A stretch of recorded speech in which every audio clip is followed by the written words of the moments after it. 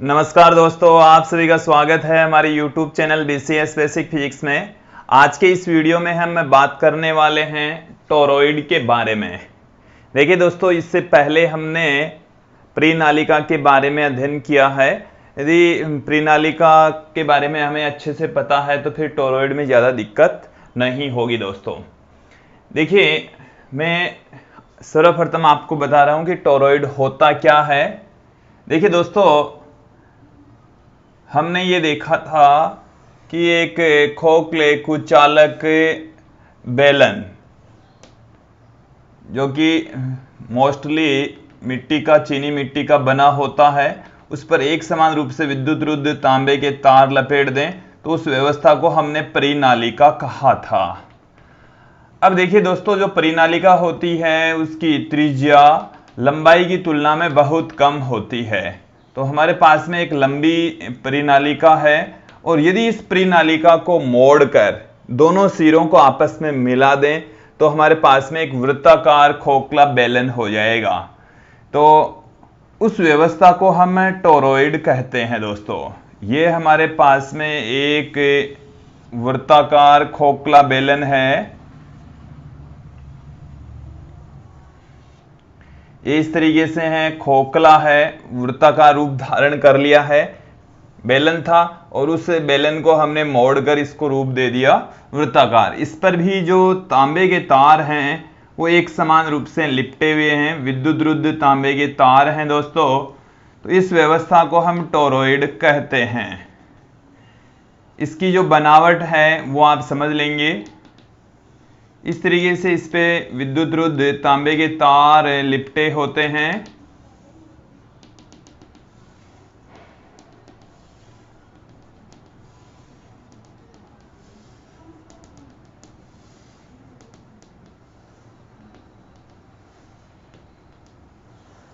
इस तरीके से ये तार उपस्थित होते हैं। यदि इनमें धारा की डायरेक्शन हम दिखाएं तो इस तरीके से धारा जाएगी, इधर से बाहर निकलेगी, फिर अंदर से होती हुई इस तरीके से धारा की डायरेक्शन को हम दिखा सकते हैं।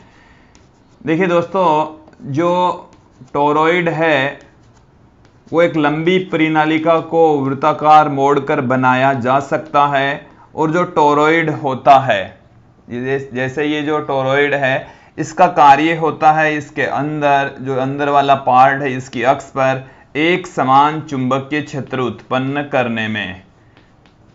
एक समान चुंबकीय क्षेत्र उत्पन्न करने के लिए इसको यूज में लेते हैं। परिनालिका की सहायता से भी हम एक समान चुंबकीय क्षेत्र उत्पन्न करते हैं।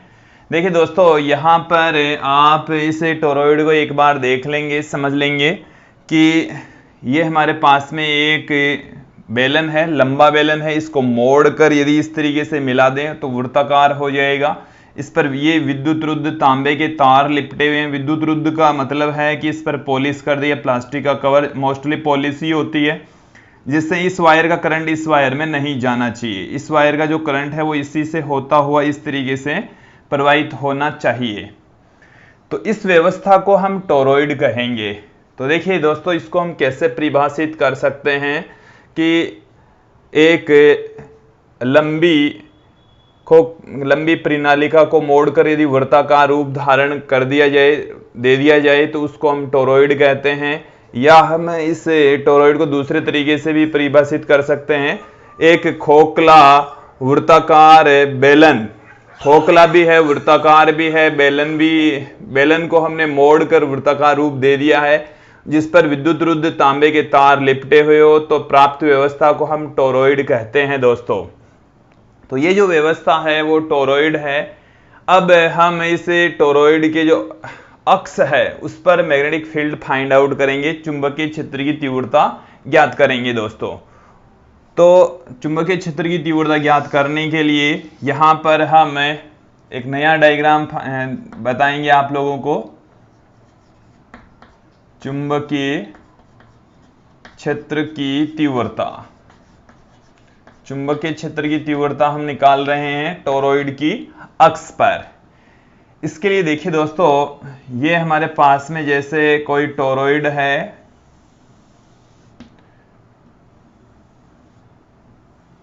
और इसकी अक्ष पर हमारे को चुंबकीय क्षेत्र की तीव्रता ज्ञात करनी है। जैसे इसके केंद्र O से स्मॉल r दूरी पर यह बिंदु P है जहां पर हमारे को चुंबकीय क्षेत्र की तीव्रता ज्ञात करनी है। ये मैंने डॉटेड लाइन से दिखा दिया है इस टोरॉइड की अक्ष को। ये जो टोरॉइड की अक्ष है उसको हमने डॉटेड लाइन से दिखाया है। इस पर विद्युत रुद्ध तांबे के तार लिपटे हुए हैं। इसमें से इधर से वायर बाहर निकल रहा है, इसमें इधर से ये प्रवेश कर रहा है। तो इस वाले सिरे से इस तरीके से ये वायर से लिपटे हुए हैं, यहाँ से बाहर निकल रहा है, यहाँ पर अंदर प्रवेश कर रहा है। मतलब जो वायर है उसमें से धारा की जो डायरेक्शन है डॉट वाले से तो बाहर निकल रही है, क्रॉस वाले से अंदर की ओर जा रही है। तो हम इसको इस तरीके से दिखा सकते हैं दोस्तों। अब यहां से जो वायर्स हैं वो इस तरीके से मौजूद होंगे, इसमें से जो करंट फ्लो होगी वो इस तरीके से हम दिखा सकते हैं। ये जो मैं डॉट बना रहा हूं वो डॉट इस तरीके से बता रहे हैं कि जो मैग्नेटिक जो करंट फ्लो हो रहा है वायर्स में से वो इन डॉटों से तो बाहर निकल रहा है और ये जो क्रॉस के साइन है उसमें प्रवेश कर रहा है। तो ये जो क्रॉस के साइन है वो इस तरीके से दिखाए हैं हमने कि यहाँ से बहने वाली जो धारा इस तरीके से होती हुई यहाँ से धारा अंदर जाएगी, फिर धारा यहाँ से बाहर निकलेगी, यहाँ से अंदर जाएगी, यहाँ से बाहर निकलेगी। इस तरीके से ये वायर से लिपटे हुए हैं। तो उसी के अकॉर्डिंग हमने धारा की डायरेक्शन दिखाई है।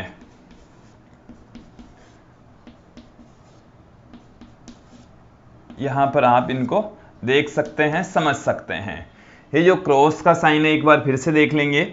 ये वायर इस तरीके से लिपटा हुआ है, यहाँ से तो करंट बाहर निकल रहा है, यहाँ अंदर जा रहा है, फिर यहाँ से वापस बाहर निकलेगा, अंदर जा रहा है। इस तरीके से ये वायर्स लिपटे हुए हैं और उनमें से जो धारा है इधर से तो ऐसे बाहर निकल रही है, इसमें ये प्रवेश कर रही है। हमें इसकी जो अक्ष है उस पर मैग्नेटिक फील्ड फाइंड आउट करना है। इसके लिए दोस्तों हम एम्पियर के नियम का प्रयोग करेंगे। हम ये जो परिनालिका और टोरॉइड है वो एम्पियर के नियम का प्रयोग करते हुए ही उनकी अक्ष पर चुंबकीय क्षेत्र की तीव्रता ज्ञात करते हैं दोस्तों। देखिए दोस्तों, सर्वप्रथम हम बात करेंगे कि एम्पियर का नियम होता क्या है। हम जानते हैं एम्पियर के नियम से,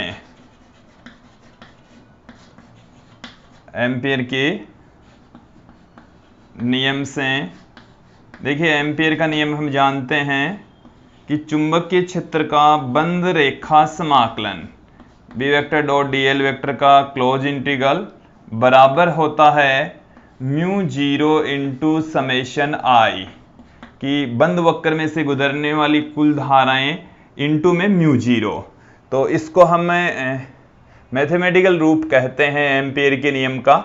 अब यहाँ पर हम देखेंगे कि ये हमने जो अक्ष दिखाई है इसको हम ले सकते हैं, ये एम्पियर का बंद वक्र है, ये एम्पियर का बंद वक्र है। एम्पियर का जो बंद वक्र है उसी पर ही बिंदु P होना चाहिए जिस पर आप चुंबकीय क्षेत्र की तीव्रता ज्ञात करना चाह रहे हैं दोस्तों। यहाँ पर आप देखेंगे कि इस बिंदु से इस बिंदु की जो डिस्टेंस है वो स्मॉल r हमने ली है। इस पर यदि हम लंबाई का अल्पांश लें, देखिए दोस्तों यहाँ पर जो धारा है उसकी डायरेक्शन है इधर से इधर की ओर धारा जा रही है। इस तरीके से अंगूठे की दिशा में धारा जा रही है, ऐसे समझ लीजिए कि यहाँ से तो करंट जा रही है अंदर की ओर, अंदर की ओर इधर से इधर जा रही है। तो मेरे अंगूठे की डायरेक्शन में धारा बह रही है अंगुलियों की डायरेक्शन में। ठीक यदि नीचे अंदर की ओर यदि हम बात करें इस टोरॉइड के अंदर तो उसमें मैग्नेटिक फील्ड की डायरेक्शन इधर होगी, यहाँ पर मैग्नेटिक फील्ड की डायरेक्शन इधर होगी, चुंबकीय क्षेत्र इस डायरेक्शन में होगा और जो लंबाई का अल्पांश है dl वो भी उसी डायरेक्शन में होगा। तो चुंबकीय क्षेत्र तथा जो अल्पांश लंबाई है वो एक ही दिशा में, दोनों के बीच का जो एंगल है वो 0 डिग्री। यहां से हम डॉट हटाएंगे दोस्तों, बी डी एल कॉस 0 बराबर म्यू 0 इंटू समेशन आई। हम समेशन आई की वैल्यू भी यहां पर देखेंगे। ये जो एम्पियर का बंद वक्र है इस पर पूरे पर एक समान रूप से वायर्स लिपटे हुए हैं, तो इसमें उत्पन्न जो चुंबकीय क्षेत्र होगा वो भी एक समान होगा। उसको हम इंटीग्रेशन से बाहर पुट कर देंगे दोस्तों। तो जब इसको हम इंटीग्रेशन से बाहर पुट करेंगे तो हमारे पास में क्या निकल कर आएगा, b बाहर आ गया, dl अंदर रह गया, cos 0 है उसका मान 1 हो जाता है। अब यहां पर हम बात करेंगे जो समेशन i है उसकी वैल्यू कितनी होती है। समेशन i का मतलब है कि इस बंद वक्र में से गुजरने वाली कुल धारा। देखिए दोस्तों, यहां से गुजरने वाली कुल धारा ज्ञात करेंगे यहां पर हम कि ये एक वायर यहां से निकल रहा है, ये भी निकल रहा है, इस बंद वक्र में से ये यहां से धाराएं बाहर निकल रही है। ये जितने भी वायर होंगे उतनी ही उसमें से विद्युत धारा बहेगी। यदि एक वायर में से I धारा बह रही है तो सभी वायर्स में से बहने वाली जो धारा है, जैसे कैपिटल N, यदि हम इन वायर्स को ले लें पूरी कुंडली के अंदर, पूरी टोरॉइड में, तो हम ये कंसिडर कर लेंगे कि N × I विद्युत धारा यहां से प्रवाहित होगी। दोस्तों, यदि टोरॉइड में फेरों की संख्या कैपिटल N है तो एम्पियर के बंद वक्र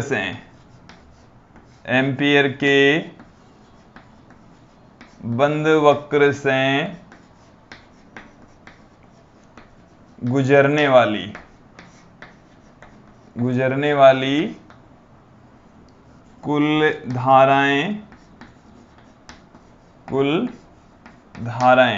कुल धाराओं को हमने I से, समेशन I से लिखा है, जो कि यदि N वायर हैं, एक वायर में से I धारा बह रही है तो N × I हमारे पास में इस एम्पियर के बंद वक्र से, बंद लूप से बहने वाली धाराएं होगी। तो यहां पर देखिए दोस्तों क्या निकल कर आएगा, μ0 N × I, ये हमने यहां से लिखा है। दोस्तों, समेशन I को आप N × I के इक्वल पुट कर सकते हैं।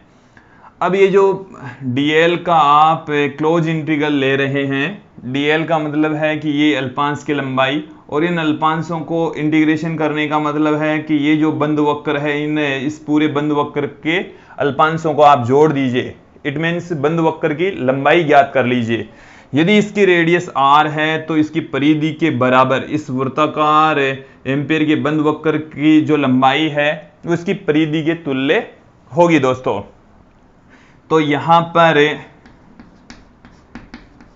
पर आपके पास में इंटीग्रेशन dl, इसकी वैल्यू आएगी 2πr, जो कि इस वृत्ताकार पथ की बंद वक्र की परिधि है, और उसी के बराबर ही यहां पर टोटल लेंथ होगी। दोस्तों, तो इसकी वैल्यू उठाकर यहां पर पुट कर दें, b तो पहले से पढ़ा ही था, इनटू में इसकी वैल्यू है 2πr, बराबर में हमारे पास में चल रहा है μ0 समेशन n, समेशन तो हट गया, अब n × I आ गया है, तो b बराबर हमारे पास में निकल कर आएगा μ0 कैपिटल N I अपॉन में 2πr।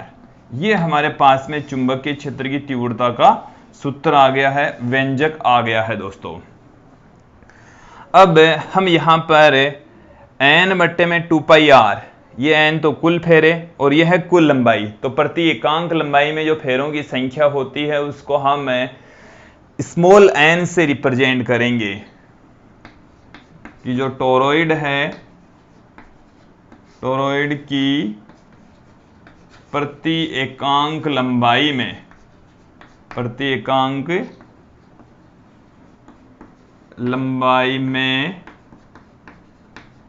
फेरों की संख्या प्रति एकांक लंबाई में फेरों की संख्या को हम स्मॉल n से लिख दें, जो कि कुल फेरे बट्टे में कुल लंबाई के बराबर होगा। तो कुल लंबाई यहाँ पर 2πr है दोस्तों, तो कैपिटल N बट्टे में 2πr, उसको हम स्मॉल n पुट कर देंगे। हमारे पास में आ गया b बराबर μ0 तो पढ़ा ही है, स्मॉल n × I। इसी प्रकार का ही फॉर्मूला हमारे पास में आया था किसी प्रणालिका की अक्ष पर उत्पन्न चुंबकीय क्षेत्र की तीव्रता का। तो टोरॉइड की अक्ष पर और प्रणालिका की अक्ष पर उत्पन्न चुंबकीय क्षेत्र की तीव्रताओं के जो फॉर्मूले हैं वो एक जैसे हैं, बट ये फॉर्मूला भिन्न है। वहां पर N/L प्रणालिका की टोटल लंबाई थी, तो यहां पर दोनों में डिफरेंस आ जाता है, बट ये वाला फॉर्मूला सेम ही था।